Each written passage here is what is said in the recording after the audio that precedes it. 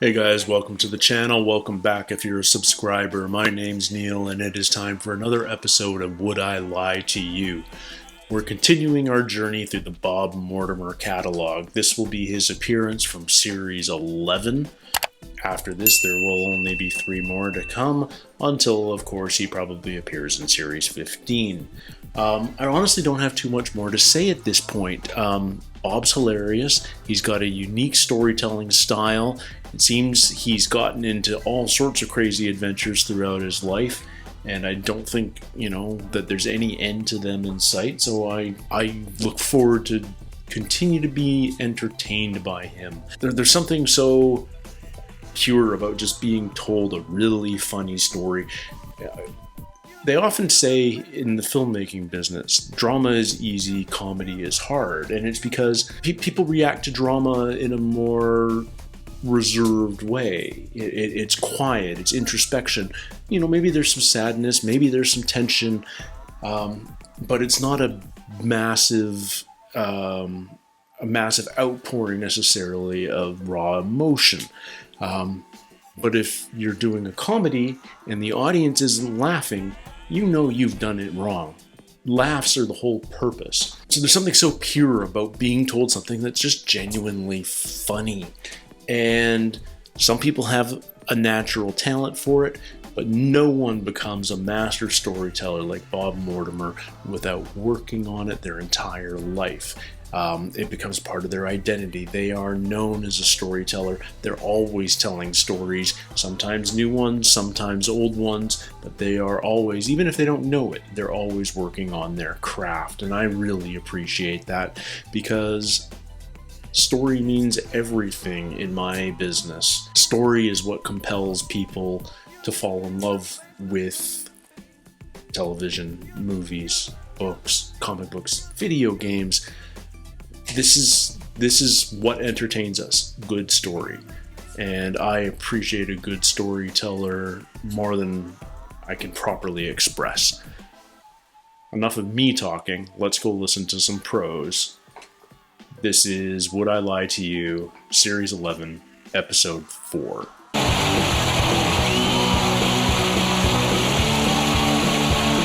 I like that the show doesn't really care about updating its promo at all from series to series. It's the same for years and years and years on end. From Loose Women, a singer who came third on the X Factor and went on to make an absolute fortune for Simon Cowell, it's Stacey Solomon.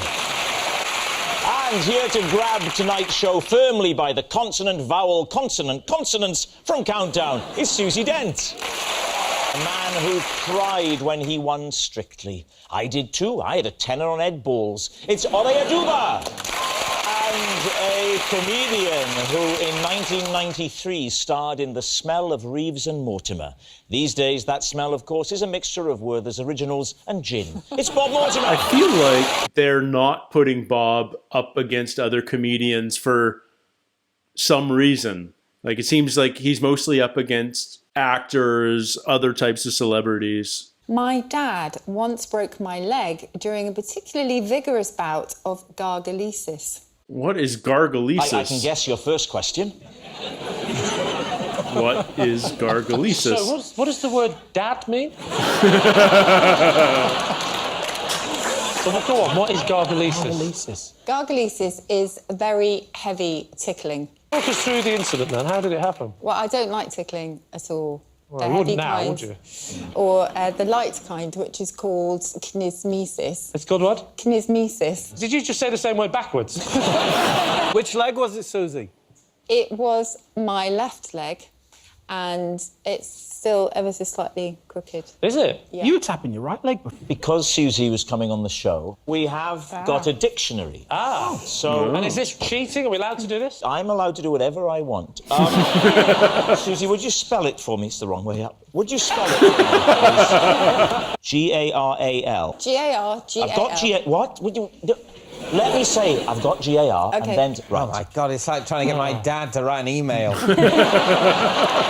It goes from garfish to gargani, which is a small duck. OK, so we've got a problem here, haven't we? Insufficient dictionary. Lie? Lie. We're going live. What's a lie? Lie. Susie, truth or lie? It is, in fact. True. Ugh, I was leaning truth, and the dictionary bothered me. For the past 15 years, I have performed my own dentistry. I've heard reference to this story, but I don't know anything about it. You're implying I'm a bad dentist. No, because even very, very, very good dentists sometimes get someone else to do their teeth. And by sometimes, I of course mean always. I do fillings, crown replacement. I repair bridges. I don't do implants. I don't do root canal. Do you drill?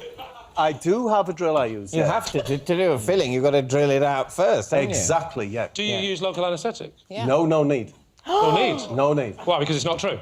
I have one very long piece of teeth, that white bit there. That's all one piece, yeah? One piece. One denture. That's made to look like many teeth. At the bottom, I have my own teeth here. As my dentist says, my bottom one's a poppadom colour, yeah? Oh, and yeah. my top one's a pilo rice. Who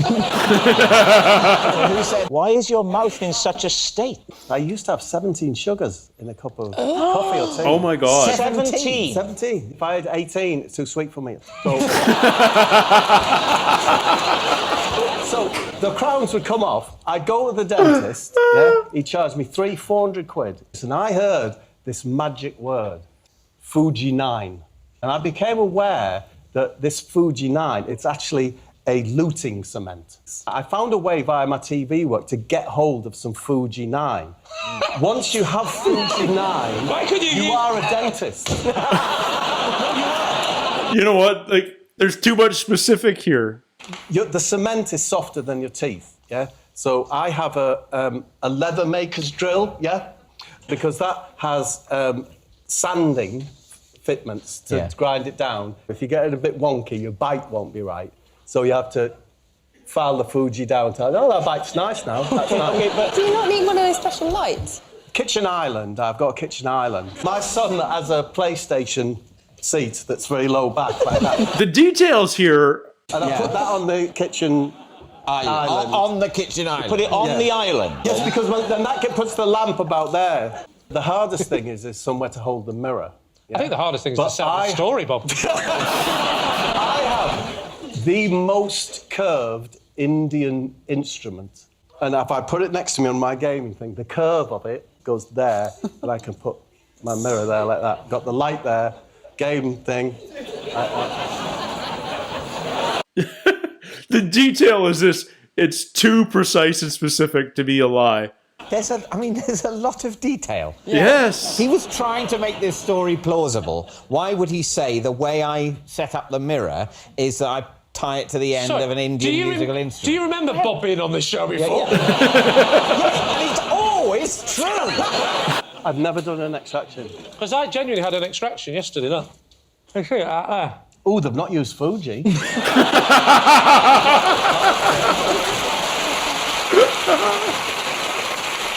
I think it's true. You think it's what? I think it's true. It's ridiculous, but I think it's true too. It is true. Wow.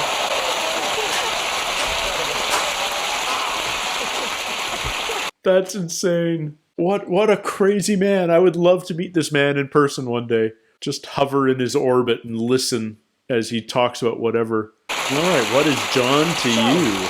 This is John. He came to my rescue when I once got stuck in a tree. I was rowing. Rowing in a tree? No, in a boat. John, who was my rowing coach, and when you're rowing, of course, you have to go steer backwards. And I steered straight into a tree that was overhanging the river. What, so a little bit of branch snagged your top? Yeah, but then it just dragged me into this labyrinth of branches. And John is a very tough coach. Quite quiet, it's isn't he? tough love, and he's quite quiet. He's got a bit of a Clint Eastwood thing going on. And It's then not a very I memorable came back story with then, one is it? oar. With So, one oar. I Which came one? Well, I suppose either or.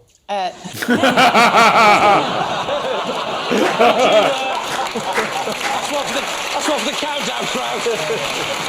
Either or. And I still have a little scar under my eye. Wow, did you have to go and get any surgery? Did you go around to Bob's for his...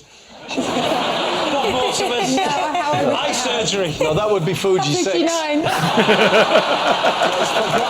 This is John, and he once booked me to sing Happy Birthday to his tortoise.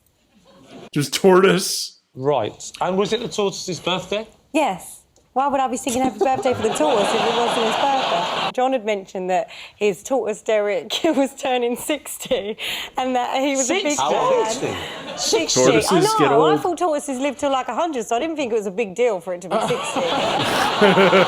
Were you booked professionally? Were you paid? I was right. You were. What was the party like? Derek was potting around in the garden, happy as can be. And yeah, there must have been about 10 other people. They were John's friend. But John's got friends. That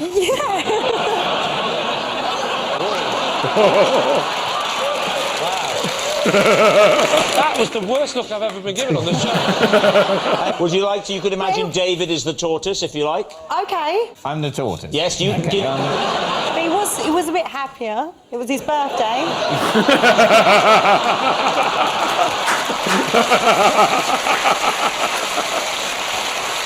I like her. She's fun. It's me. This substitute for Derek is really not appreciating what I'm doing, and I don't like I take acting very seriously, and I believe this is how the tortoise will have behaved. This is John. He's the locksmith who came to rescue my locksmith after that locksmith got locked out of his van.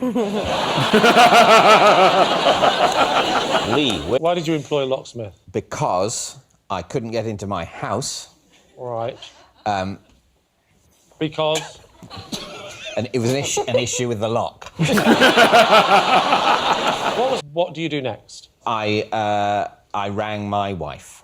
I want to check out Victoria Corin Mitchell's episode on WILTY as well. I hear it's a blast. I believe, darling, that you have the number of a locksmith in the area, don't you? Andrew turned up, assessed the situation, and then went back to his van, and lo and behold... What?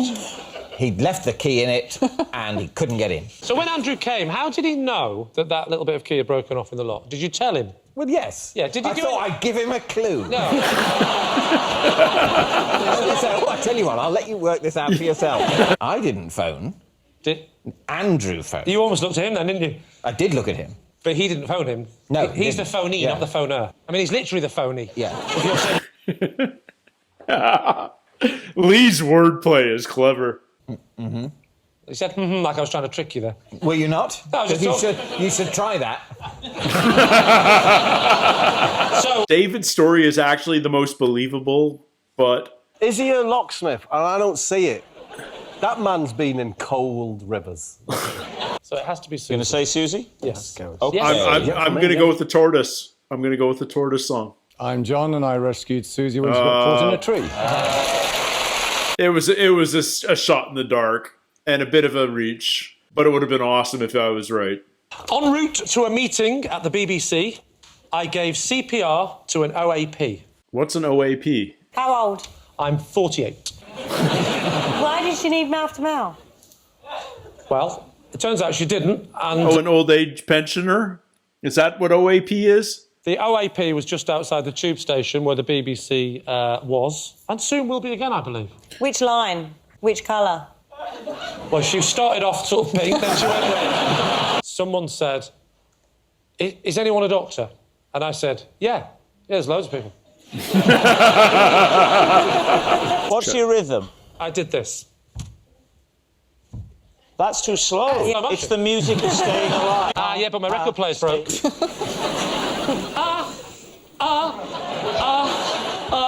Staying alive. Will you speed that record player up, lad? So what happened? We got a new record player.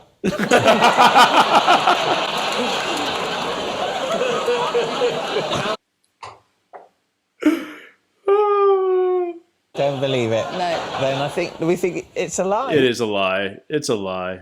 This is, in fact, a lie! I missed. Oh, I can reveal that. David's team have won by 3 points to 1. Thank you for watching. We'll see you next time. Good night. Oh, and now they're not doing individual of the episode. Bob Mortimer actually does his own dentistry? Like, oh, who would ever... Like, the man's insane if that's true.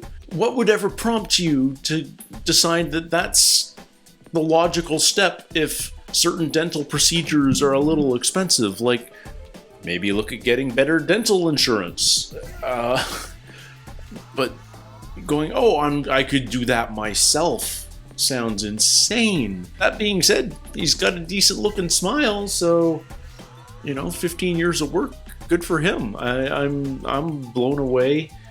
I will assume anything coming out of his mouth will ultimately be the truth, even though it would make for the most amazing autobiography. Does he have an autobiography? I would buy his autobiography. I would love to read it, because if it's full of stories like what we're getting here, most interesting man in the world territory.